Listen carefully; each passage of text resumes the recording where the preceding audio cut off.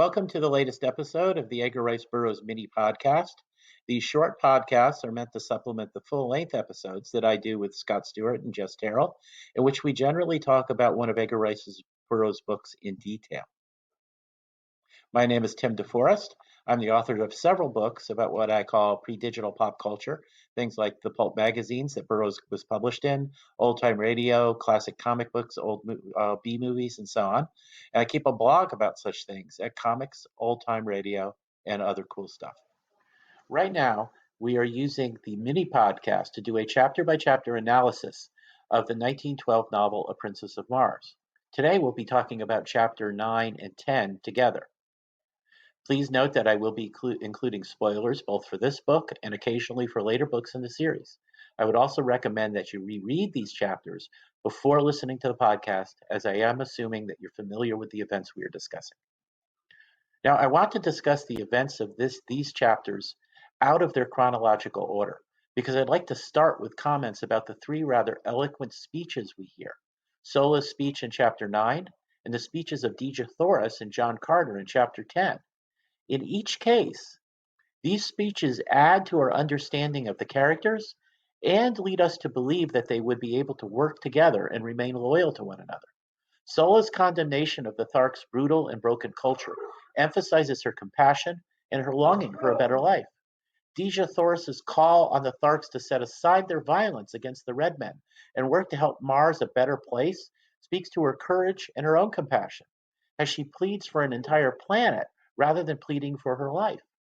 John Carter's speech re-emphasizes his own courage and his sense of personal honor that lets you know he will stand by Dejah and protect her no matter what. All three speeches are magnificent examples of skilled rhetoric and give us evidence of Burroughs' skill as a superb storyteller. And we start getting real insight into Tars Tarkas' character when John Carter notices how the big green guy was affected by Dejah's speech. This foreshadows his future character arc. Now, Angela, who had earlier come up with an analogy between the Tharks and the Apaches, finds another Native American analogy in this chapter. When Tars Tarkas and Orcus Tomel, the leaders of this tribe of the Tharks, looked like they were going to be swayed by Dejah Thoris's speech. One of the younger Tharks stepped forward and hit her, and that set off the Tharks' vicious sense of humor and spoiled the moment. It reminded Angela of the tendency of younger Native American warriors to refuse to try and treat with the whites that were encroaching on their territory. Older and wiser chiefs might have had right on their side in wanting to defend their territory and their way of life, but they knew they couldn't win and were willing to negotiate and make compromises. But younger warriors often refuse to listen to this, refuse to accept the wisdom of those older than them and wiser than them, and would go off to fight hopeless battles. And there is a